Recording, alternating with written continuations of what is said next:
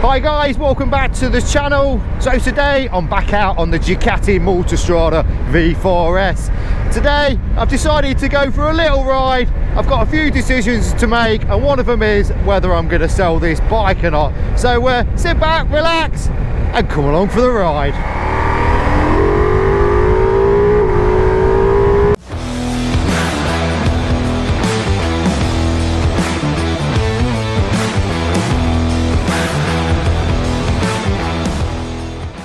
It's been a little while since I've been back on this bike and I have completely forgot how much fun this bike is. It is an absolute animal, 170 brake horsepower and 125 newton meters of torque. So this bike is 3 years old now. I've had it personally for about 2.5 years.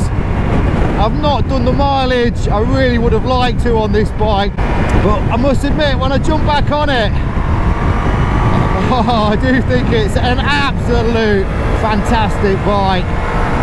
So I've got to question myself, why am I thinking of selling it? So there's a couple of reasons really. One of them is thanks to the Nomadic Nights, Alex, who owns the company, has decided to supply me with a long-term loan bike, which is a Royal Enfield Himalayan 450 for the UK. It should be here in a couple of months' time, and it's a bike that I'm going to bring to the channel. So that's one of the reasons I feel like I'm not going to get the use out of this bike anymore. But in a way, I was looking at selling it and changing it for a middleweight adventure bike, which I'm still considering, but I'm not basically going to be able to ride 3 adventure bikes. Like I said, I've done about 5,500 miles in this bike in 2.5 years. So I mean, I was going to bring a 3-year kind of review to the bike, but I don't feel that I've done enough miles on it to be worthy of that review. So I'll tell you a few bits about the bike, what I like, what I don't like. Maybe I'll sell it, maybe I don't, you know, maybe you can help me make that decision. Now, ultimately, I was after a bike to kind of go and ride the trails and things like that, and the Himalayan is such a good bike. So I'm in no rush to sell this, and now I've just jumped back on it, you know, it's an awesome bike. Wow! Let's get on them brakes, and it's just, this bike is just phenomenal. I mean, in these corners here, wow, it just twists and turns.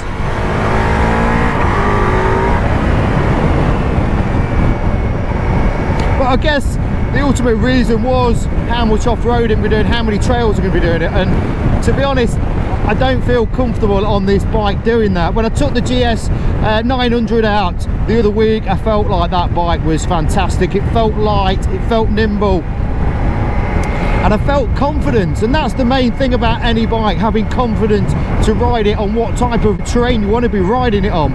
Now, if I was going to go around Europe and do some big tours, this would be the bike to do it on. But I've got to ask myself that question again, am I going to be doing that?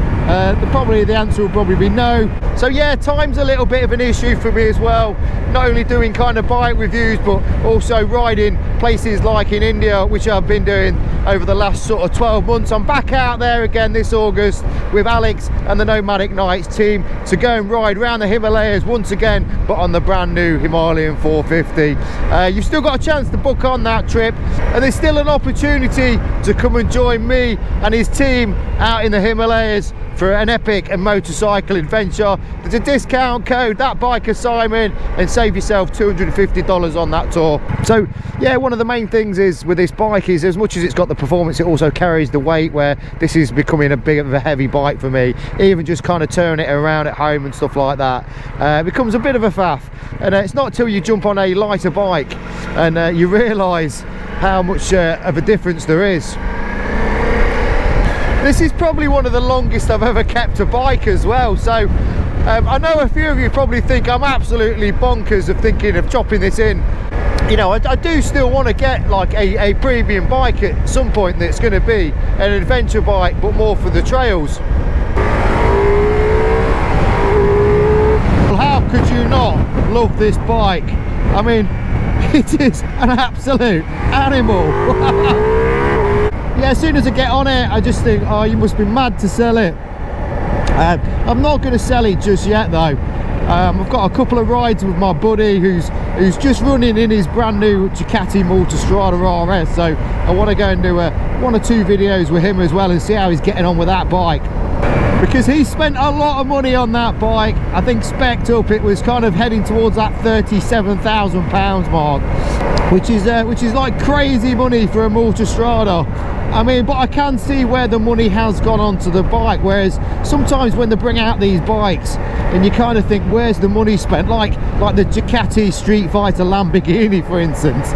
You know, I don't think that bike justified the price. It was all about the kind of the collaboration with Lamborghini and putting that stamp on it.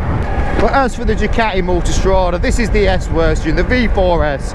It's got all the bells and the whistles on the bike, and one of the reasons I would find it really difficult to get rid of it is because everything just works so well on it. The brakes are great, the engines perform well, I've had 0 issues. Like I said, I've not really done the miles, so it'd be interesting if any of you guys out there that have done some big mileage have had any problems with the bike. And I've been reading reports about problems with the brakes on the bike, like the front brake, the Brembo, the master cylinder being a bit spongy and stuff like that. I've personally not found that. I've changed the brake pads once after doing a track day. Oh, and that's the other thing, I'm back on the track. I'm at Mallory Park with Pidcock track days. Here's a Africa Twin rider, look, old school, the original Honda Africa Twin. So yeah, I'm doing a track day on the Multistrada. I am taking this bike round Mallory Park. It's a Pidcock's track day. I'll put the link in the description, check it out. You can bring any bike, come along. So where I live in the East Midlands, Pidcock's in Long Eaton, they've not only got the BMW dealership, but they've got Pidcock's Ducati, they've got the Triumph, and they've also got the electric bikes. The dealerships are going to be there at Mallory Park. I think it's July the 18th on a Thursday, 17th or the 18th on a Thursday. It's £85 for a track day, so come and get yourself booked on. Oh, we've got a closed road here. Are we going this way? I don't know. I'm just following this car. I don't even know where he's going. So yeah, I thought I'd put the Multistrada back around the track. I've done it once at Donington Park. It's a bit of a fun track day. It's nothing serious. I won't be scratching no elbows, that's for sure. And the good thing about these bikes as well, they do come with a 4-year warranty. So whoever buys it has still got a decent warranty on it. So I've just jumped on the A50 and down to 3 bars on the Multistrada. And as we know, it's not the best bike on fuel, so I just thought I'd just go top it up, so I've not got to do it on the way back. Right, which pump is it for the rocket fuel? 97 octane, super unleaded. So this bike's got keyless ignition, but what it hasn't got, which you can have, I never went for it, which is the keyless petrol cap. So this is the only thing when you've got keyless. It is in here somewhere, but there's been the odd times trying to find my key. I generally put it in one of my 20 pockets. I think that'll do. I don't need to fill it to the brim. Another thing I've had to do with this bike as well, I actually snapped the key off in the lock, and just because it had dried out, so I'd definitely recommend just putting a squirt of some lubricant in there. So this has also been a nice purchase for the Multistrada as well. The SW Motec tank bag literally clips on like that, job done. Perfect for not taking the top box today. I've just got all my little accessories in there that I need for my cameras, batteries and things like that. Yes, we've filled the beast up, and yes, she can be thirsty, as we well know. I think the newer ones are slightly better, but yeah, the tank range can vary depending on how you ride it, and I don't think I'm going to be getting many miles to the gallon today. So yeah, it's nice just to jump on the bike today and go for a ride and not really have a plan. This bike's it handles so well. And of course, another good thing about this bike as well, if I just hit that little suspension button for a few seconds, it just drops down a few mil, just so I can get my feet a little bit more planted. I'm not quite sure what's going off here. Ooh. That's what's going off here. I thought he'd parked up. I'm not sure if I fancy being a lorry driver around here. We've got Buxton 21 miles away. Just headed into the Derbyshire Dales. As you turn the heated grips on and the heated seat on the bike, it's funny because I've not been on the bike for ages, not for a long period of time like today, and you kind of forget what button does what. I do believe that I could certainly live without all these electronics, although when you've got them on the bike you might as well use them. And as we get onto these twisty roads, I've just remembered, you know, the Michelin Road 6 tyres I've got on the bike, this is where it comes into its own. As you can see, we've got a little bit of water rolling off these hills. There's quite a few damp patches. So Michelin claim that the Road 6 tyres give you about 15% more grip in the wet. And I tell you what, I can honestly believe it. I have took it out in the wet and they are pretty grippy. Certainly more grippy than the Scorpion Trail 2s that you got on the bike as stock. Also makes the bike feel a lot more sportier as well. Oh yes, we are properly in the countryside here, guys.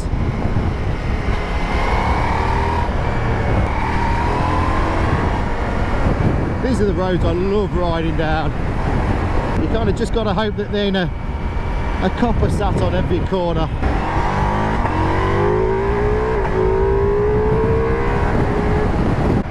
Whoa, gravel. Lots of gravel in the middle of the road there. This is one of the reasons I bought the Multistrada in the first place. Just because the potholes in the roads, the gravel, everything else, this handles the terrain absolutely perfect. If you hit a decent sized pothole on this, you kind of got a get out of jail card.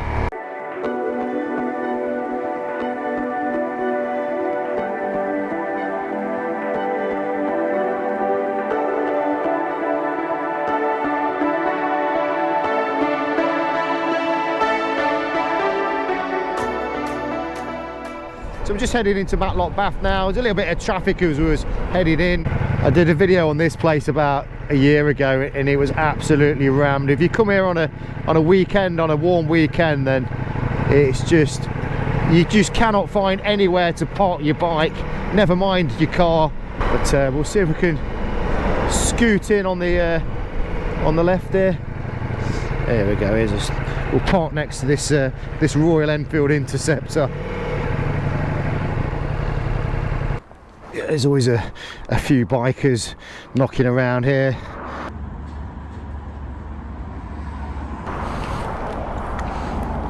Right, so just had my my lunch. I always feel like completely fat when I've had chips, and that's probably because I am trying to eat a little bit healthier, and it's not going to plan.